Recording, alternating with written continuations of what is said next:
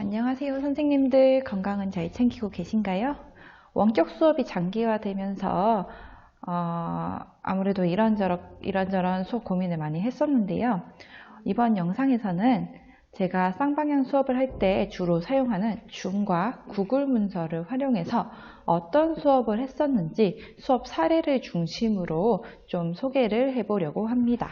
준비물은 당연하게도 줌과 구글 문서인데요. 줌은 사실 유튜브에 워낙 자세하게 설명 방법들이 나와 있어서 제가 더 할 건 없을 것 같고요. 구글 문서도 아시는 분들은 다들 아실 것 같은데 저도 되게 기본적인 것만 했거든요. 그래서 그냥 그 기본적인 부분 제가 수업 때 사용을 했던 부분에 대해서만 간단하게 안내를 드리고 실제 수업 소개로 넘어가도록 할게요. 저는 구글 문서를 활용할 때 먼저 학생들이 구글 문서에 접속하도록 사전 안내를 했었고요. 실제로 접속을 할 수 있도록 너네 되니? 이런 것들을 이제 뿌렸었거든요.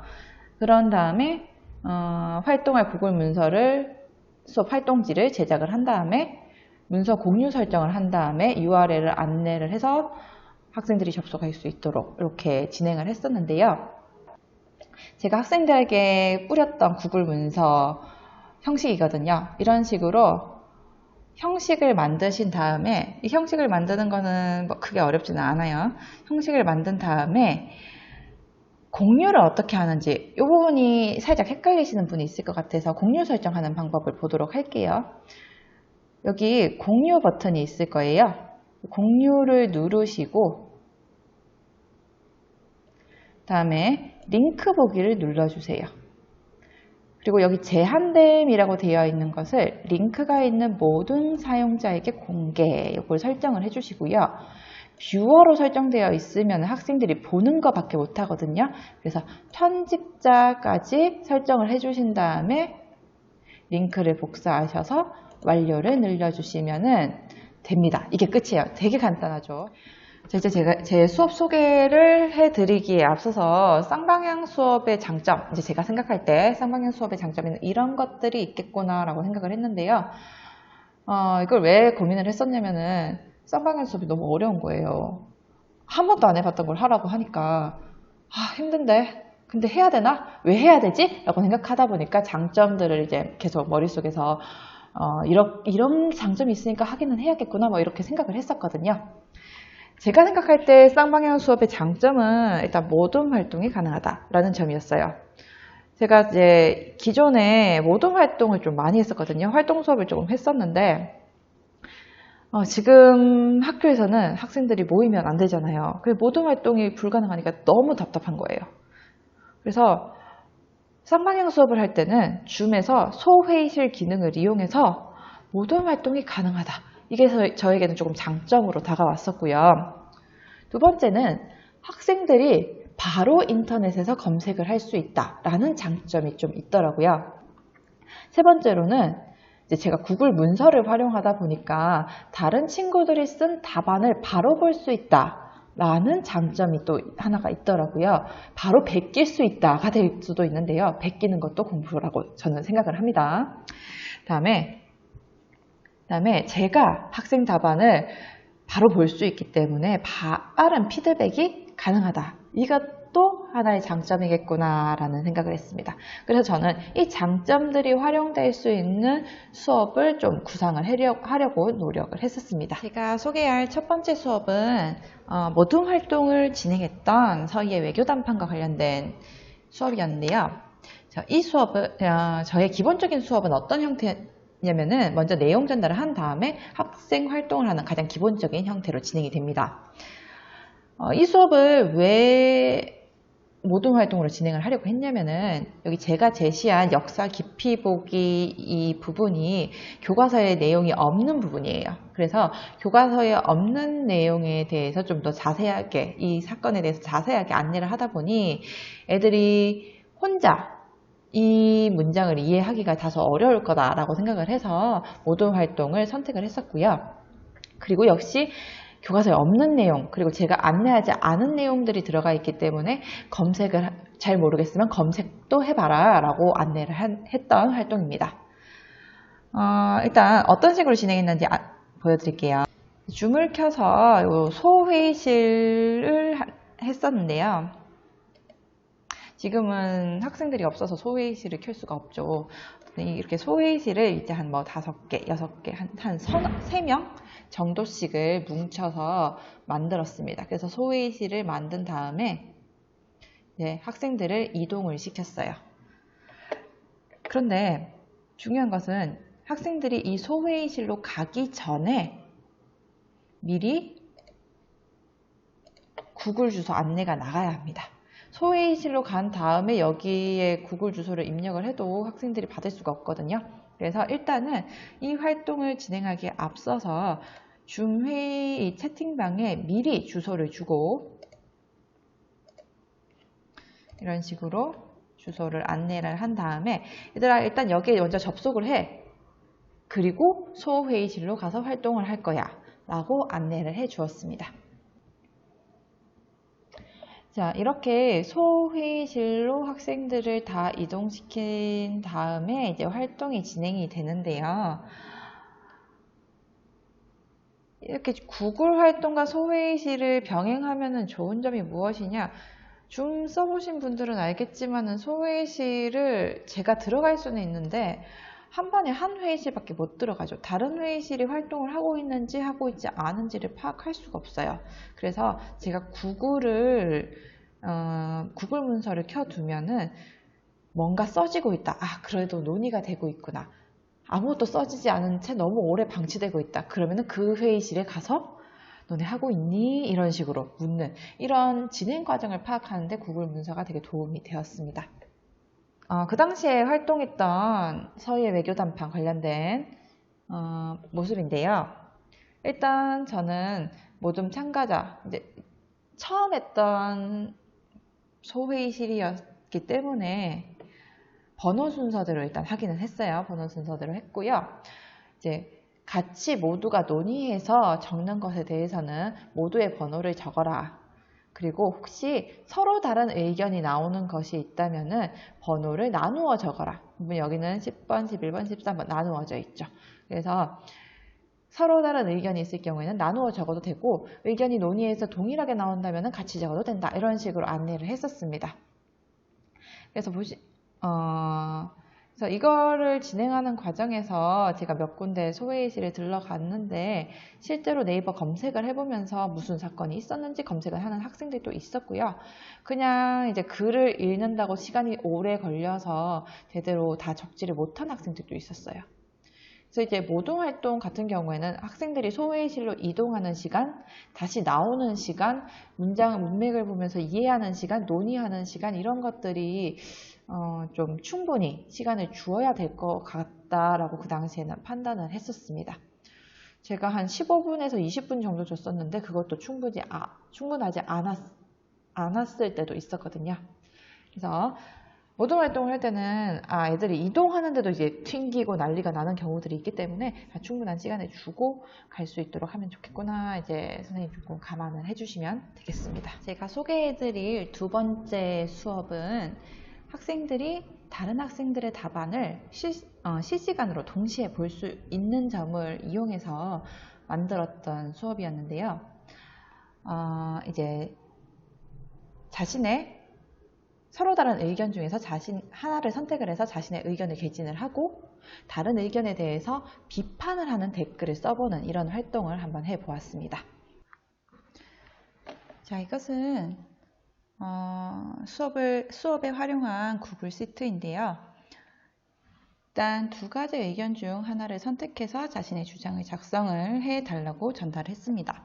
이때 누가 작성을 했는지 작성자가 드러나도록 하기 위해서 반드시 자기 번호를 적어달라고 얘기를 했었는데요.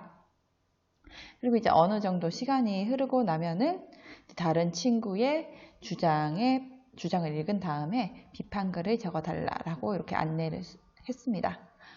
보시면 알겠지만은 학생들의 처음 주장이 그렇게 이제 아주 자세하거나 깊이가 있지는 않아요. 물론 이제 자세한 경우도 있기는 한데요. 대부분 이제 간단하게 진행을 하고 있고요. 작성을 하고 있고요. 여기에 이제 반박글이 달리면서 보시면은 반박이 달리고 거기에 다시 한번 반박, 또 반박 이런 식으로 반박들이 달리면서 조금 더 한층 자신의 주장을 뒷받침하기 위해서 여러 생각을 하는 모습을 볼 수가 있었습니다. 학생들이 다른 학생들의 답안을 보며 사고의 폭을 조금 더 넓힐 것이라는 제 생각을 뒷받침해주는 사건이 한번 있었는데요. 자, 이 반의 경우 한번 사고로 내용이 싹 날아간 적이 있었습니다. 이게 구글 문서의 무서운 점인데요. 타인의 글을 마음대로 수정이 가능하죠. 그래서 그때 한 학생이 블로그 잘못 지정했다가 딜리트를 누르는 바람에 내용이 어느 정도 상당히 다 적은 내용들이 완전히 날아가서 다시 한번 쓰게 되는 일이 있었는데요. 여기 보시면은 다른 반에서 볼 수 없는 긴 글들이 몇 개가 나와 있는 것을 확인할 수가 있어요. 반박도 상당히 길어져 있죠. 그래서 물론 모든 학생은 아니겠지만은 일부 학생들은 다른 친구들의 글을 보면서 자신의 주장을 그것들을 가져와서 자신의 주장을 좀 더 풍부하게 만드는 그런 노력을 하고 있구나. 조금 더 사고가 넓어지고 있겠구나 라는 것을 확인을 할 수 있는 기회가 되었습니다. 다만 이 활동을 할 때 좀 주의점이 있었는데요. 선생님들 보시면 알겠지만은 한쪽에 이제 학생들의 주장이 몰려 있어요. 그래서 제가 처음 수업을 했을 때 이제 개경 세력의 외교가 합당하다. 이쪽에 거의 90%의 학생이 몰렸고 서경 세력 쪽의 주장에 찬성하는 학생이 되게 적었습니다. 한 2명, 3명밖에 없어서 그럴 경우에 제가 이제 학생인 것처럼 그러니까 없는 번호를 막 적어서 이제 제 주장을 막 폈었어요. 그래서 이렇게 한쪽에 의견이 몰리는 것 같다라는 느낌이 들면은 선생님들께서 이제 개입을 살짝 하셔서 이제 좀 허술한 주장이라도 이제 옆에 몇 가지 이렇게 막 적어서 학생들이 비판할 여지를 남겨둔다던가 이쪽에 학생들이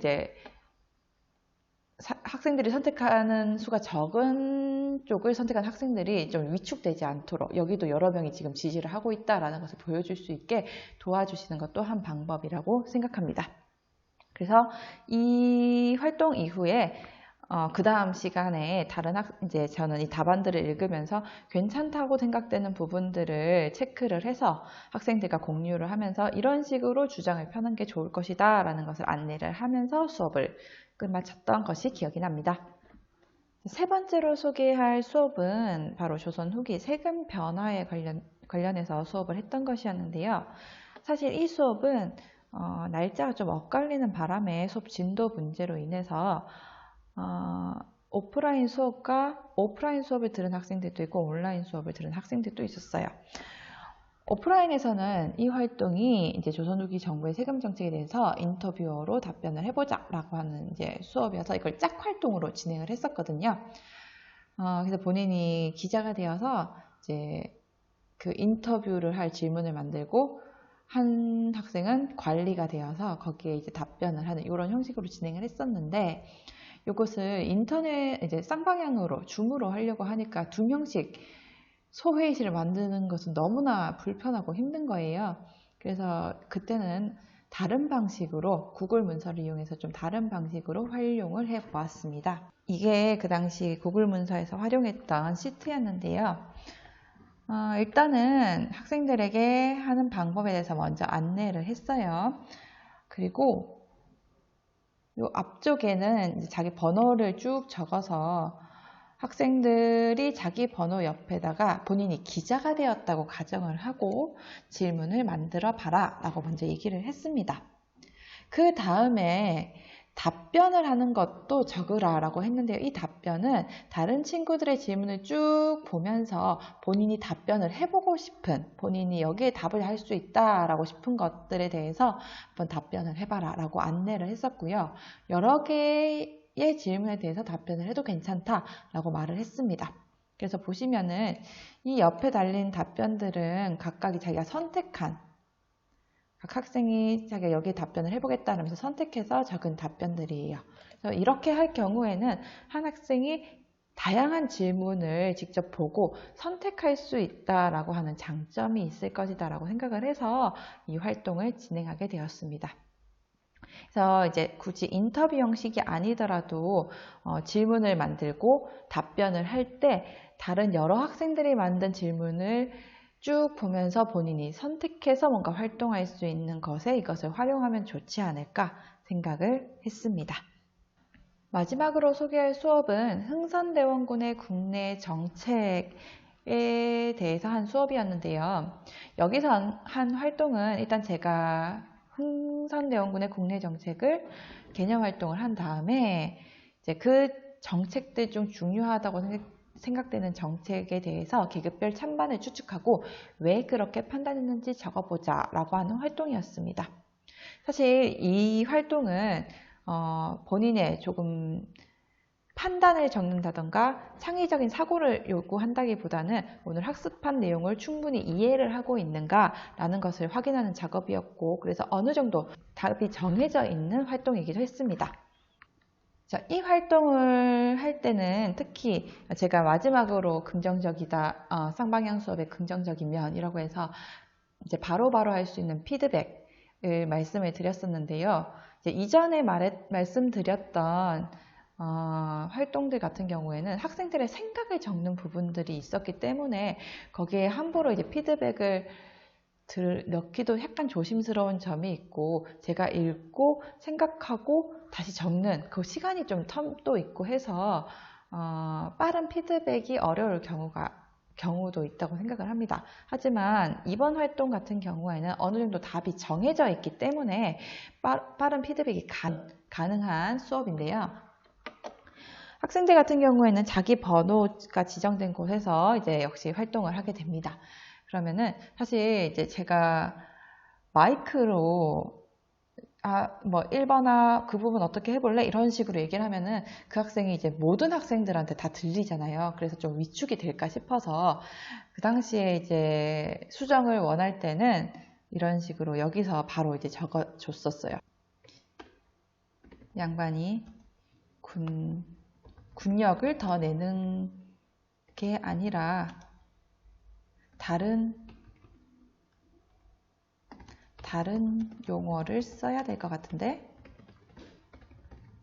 이런 식으로 해서 학생들이 좀 확인을 할 수 있도록 색을 바꿔서 보여주고, 이건 더 튀는데요. 글자색을 바꿨었어요. 이런 식으로 해서 수정이 되면은 다시 지워주고, 이렇게 피드백을 했었습니다. 그래서 지금 여기에는 제가 피드백한 모습이 보이지는 않는데요. 이렇게 어느 정도의 답이 정해져 있는 경우에는 피드백을 쉽게 바로 할 수 있지 않을까라고 생각을 합니다. 제가 줌과 구글 문서를 활용해서 수업을 할 때 몇 번 어려운 시행착오를 겪었던 점이 있었는데요. 그중 대표적인 게 소외의식 기능을 사용할 때 마이크가 자주 음소거가 됩니다. 그러니까 다른 소외실에 들어갔다가 나오면은 어느새 제 마이크가 음소거가 되어 있는데 저는 그걸 모르고 열심히 설명을 하고 있었던 거죠. 그래서 한 5분 지나서 채팅창에서 갑자기 반짝반짝 거리면은 선생님 마이크 목소리가 안 들려요. 마이크 꺼져 있어요. 이런 게 갑자기 떠 있는 거죠. 깜짝 놀라서 다시 마이크 켜서 다시 5분 동안 이전에 설명한 걸 다시 설명하고 이런 경우가 있었는데요. 그래서 혹시 소외식 기능을 사용하실 선생님께서는 음소거가 되어 있는지 좀 자주 확인을 해 주실 필요가 있고요. 또 하나는 구글 문서 작성이 안 되는 학생들이 상당히 많습니다. 구글 문서에 들어가긴 들어가져도 써지지가 않아요. 애들이 컴퓨터로 들어가는 경우도 있고 핸드폰으로 들어가는 경우도 있는데, 특히 핸드폰으로 들어가는 학생들이 충돌이 좀 자주 일어나더라고요. 그래서 그런 학생들 같은 경우에는 줌 채팅창을 활용을 해서 제가 줌 채팅창으로 보내주면은 내가 복사 붙여넣기를 해줄게 라고 해서 받아서 넣고는 했었습니다. 자, 선생님들, 제가 오늘 이번 영상에서 딱히 특별한 특별하진 않지만은 제가 지금까지 해왔던 줌과 구글 문서를 활용해서 했던 쌍방향 수업을 조금 소개를 해드렸는데요. 이게 큰 도움이 될지는 모르겠지만은 이게 여러 선생님들의 수업을 구상하는데 조금이나마 도움이 되었기를 바랍니다. 그러면 저는 이까지 소개를 하고 이만 물러나도록 하겠습니다.